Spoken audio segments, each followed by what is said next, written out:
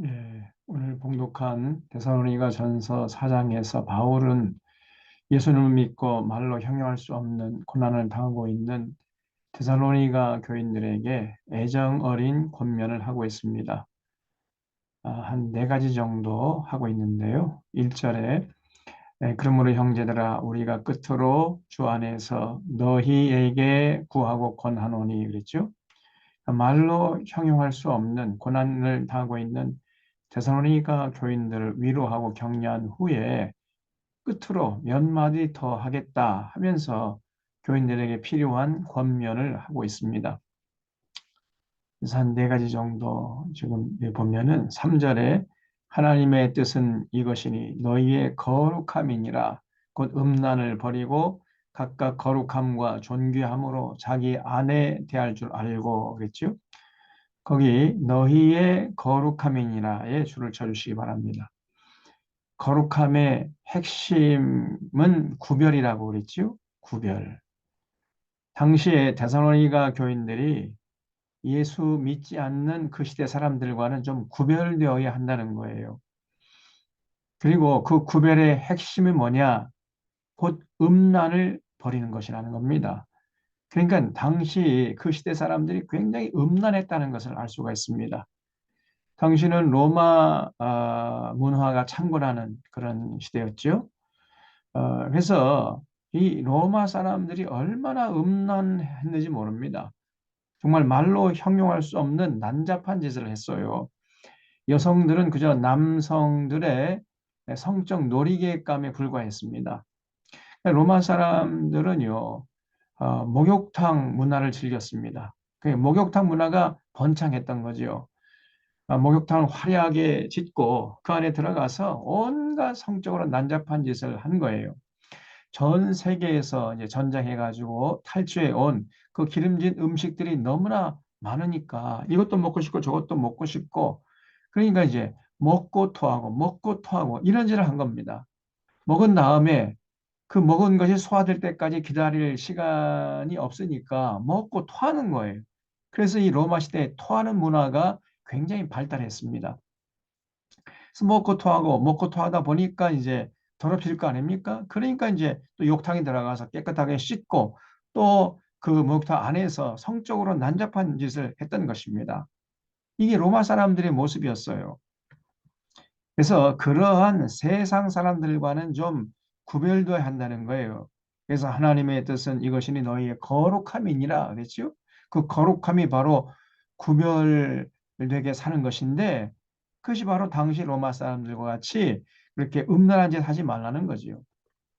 그래서 음란을 버리고 각각 거룩함과 존귀함을 가지고 아내 대할 줄 알라는 것입니다. 가정으로 돌아가서 아내와 행복한 가정을 꾸리는데 거기에 최선을 다하는 거예요. 그리고 당시 타락한 로마 문화에 절대 물들거나 휘둘리면 안 된다는 겁니다. 근데 제가 생각할 때 오늘 우리 사회는 그 로마 시대보다 더 성적으로 타락했어요. 오늘 우리나라가 정말 성적으로 타락했습니다. 이런 시대의 흐름에 물들면 안 되고 거기서 구별되어야 하는 거죠. 그것이 바로 하나님의 뜻이고 그것이 바로 그렇게 구별되게 사는 것이 바로 거룩한 것이라는 겁니다. 두 번째로 이제 5절에 보면은 하나님을 모르는 이방인들과 같이 세욕을 따르지 말고 이 일의 분수를 넘어서 형제를 해하지 말라 그랬죠. 여기서 세욕이라는 말은 육신의 정욕을 말합니다. 그래서 육신의 정욕을 따르지 말라는 거죠. 그저 잘 먹고 잘 살고 배부르고 등 따숩고 남들보다 더 출세해서 세상 떵떵거리고 살아가는 뭐 이러한 세상의 정욕에 관심을 갖게 되면 자연스럽게 형제를 해치게 돼요.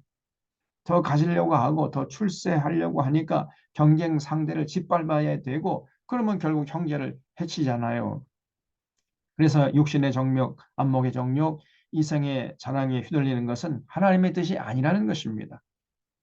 그 일에 분수를 넘어서 형제를 해치는 이런 짓을 해서는 안 된다는 거지요.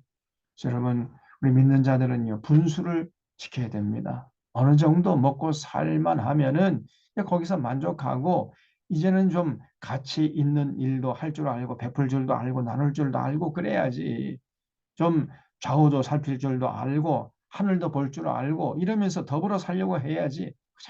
끝간데 없이 잘 먹고 잘 살고 출세하고 부귀영화 누리려고 하는 이렇게 살아간다는 것은 이것은 믿는 자들이 취할 도리가 아니라는 거죠. 오늘날 이 자본주의 사회를 살아가는 우리들이 정말 오늘 이 바울의 권면을 귀담아 들어야 합니다. 이방인들과 같이 세욕을 따르지 말고 그 일에 분수를 넘어서서 형제를 해치지 말라는 거죠. 돌아보면요, 오늘 이 시대에 이렇게 그 자기 분수를 넘어서서 형제를 해치는 이런 사람들이 많아요. 특별히 돈에 휘둘리는 사람들이 많습니다. 물질 만능주의에 빠진 사람들, 이런 사람들 절대 신앙생활을 건강하게 할 수가 없습니다. 그런 사람들은 사실은 하나님께 버림받은 자들이죠. 그저 잘 먹고 잘 살기 위해서 남을 해치면 여러분 그 피해자들이 하나님께 울부짖지 않겠습니까? 그러면 하나님이 가만 계시겠어요? 이 모든 일에 주께서 신원해 주시리라 이렇게 말씀했잖아요. 이게 무슨 말이죠? 하나님이 그 억울함을 당한 사람들의 억울함을 반드시 풀어주신다는 것입니다. 다시 말해서 가해자들을 가만두지 않고 반드시 처벌하시는 하나님이시라는 거예요. 여러분, 우리 하나님이 살아계십니다. 돈을 위해서 수단방법 가리지 않고 그저 거짓말하고 사기치고 이렇게 살아간 사람들 절대로 그냥 가만두지 않아요. 그래서 이 모든 일에 주께서 신원하여 주시리라 이렇게 바울이 권면한 것입니다. 하나님이 살아계셔서 그 행한 대로 반드시 심판하시고 반드시 그 악한 짓을 한 사람들 처벌하신다는 거예요. 그러므로 그런 하나님 두려워하면서 절대로 그런 악한 짓 해서는 안 됩니다. 8절에 그러므로 저버리는 자는 사람을 저버림이 아니요 너희에게 그의 성령을 주시는 하나님을 저버림이니라 그랬어요. 그래서 이렇게 그냥 세격을 따르면서 그 일의 분수를 넘어서서 형제를 해치는 이런 사람들은 사실은 사람을 저버리는 것이 아니라 하나님을 저버리는 자라는 거죠. 그 어리석은 사람인 겁니다. 그래서 예수님 말씀에 따르면요. 예수님은 하나님과 돈을 겸하여 섬길 수 없느니라 이렇게 말씀했잖아요. 하나님 사랑할 것이냐 돈을 사랑할 것이냐 하나님을 따라갈 것이냐 돈을 따라갈 것이냐 둘 중에 하나를 선택해야 한다는 거예요. 둘 다 할 수가 없습니다. 돈을 따라가는 사람은 하나님을 버리는 사람이죠. 그런 사람은 거기에 합당한 이제 하나님의 처벌을 받게 될 것이라는 겁니다. 세 번째로 9절에서 이제 형제 사랑에 관하여는 너에게 쓸 것이 없다 그랬죠. 왜냐하면 너희들 자신이 하나님의 가르침을 받아 서로 사랑함이나 그랬어요. 그러니까 당시 데살로니가 교인들이 참 서로 교우들끼리 사랑하고 위로하고 격려하는 일에는 타의 추종을 불허할 정도로 이렇게 정말 열심이었던 것 같습니다. 그래서 너희가 온 마케도니아 모든 형제에 관하여 과연 이것을 행하는구나 그랬죠. 그러니까 이 마케도니아 그러면 그리스 북쪽 지방이잖아요. 그리스 북쪽 지방의 모범이 될 정도로 그렇게 데살로니가 교인들이 형제 사랑에는 열심이었다는 거예요. 형제들아 권하노니 더욱 그렇게 행하고 또 너에게 명한 것 같이 조용히 자기 일을 하고 너희 손으로 일하기를 힘쓰라 이렇게 권면했습니다. 데살로니가 교인들이 형제 사랑을 모범적으로 잘 했는데 더 잘한다. 그렇게 하면서 이제 달리는 말에 재치를 가는 이 박차를 가하고 있는 거죠. 우리도 옛날에 그랬잖아요. 이웃과 콩 한 쪽도 나눠 먹지 않았습니까? 이웃 사랑의 아름다운 전통이 있었는데 요즘에는 그냥 다 사라져 버렸습니다. 아파트 문화가 되다 보니까 요즘에는 옆집에 누가 사는지도 몰라요. 참 안타까운 일인데 우리 믿는 자들은 그렇게 해서는 안 된다는 거지요. 이웃과 함께 더불어 살고 기쁜 일이 있으면 같이 기뻐하고 슬픈 일이 있으면 같이 슬퍼하고 이렇게 더불어 살아가는 모습을 잃지 말아야 됩니다. 그리고 네 번째로 권면하고 있는데 13절에 자는 자들에 관하여는 너희가 알지 못하면 우리가 원치 않는다 그랬어요. 이 자는 자들에 대한 문제는 이 부활에 대한 문제죠. 우리가 이 땅에 살다가 죽으면 어떻게 되는가? 성경에서는요, 죽은 자들을 자는 자들이라고 표현하고 있습니다. 그러니까 죽은 자들은 죽은 후에 어떻게 되는가? 여러분, 죽음이 끝이 아니라는 것입니다. 그래서 소망 없는 다른 이들과 같이 슬퍼하지 않게 하려 함이라 이러면서 권면하고 있는 거죠. 여러분, 죽음은요, 결코 끝이 아닙니다. 반드시 우리가 다시 살아나는 거지요. 그래서 우리가 예수께서 죽으셨다가 다시 살아나심을 믿을진대 이와 같이 예수 안에서 자는 자들도 하나님이 그와 함께 데리고 오시리라 이렇게 권면하고 있습니다.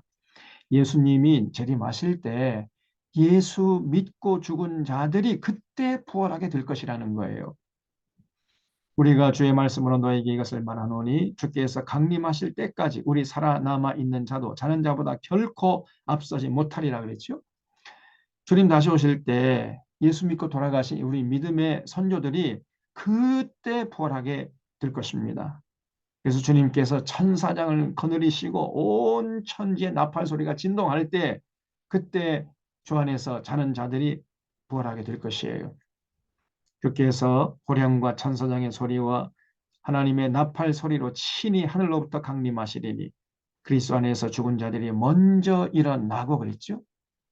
우리 믿음의 선조들이 먼저 이제 부활해서 부활의 첫 열매에 동참하게 되고 그 후에 우리 살아남은 자들도 그들과 함께 구름 속으로 끌어올려 공중에서 주님을 영접하게 하시리니 그리하여 우리가 항상 주와 함께 있으리라. 그러므로 이런 말로 서로 위로하라 그랬습니다.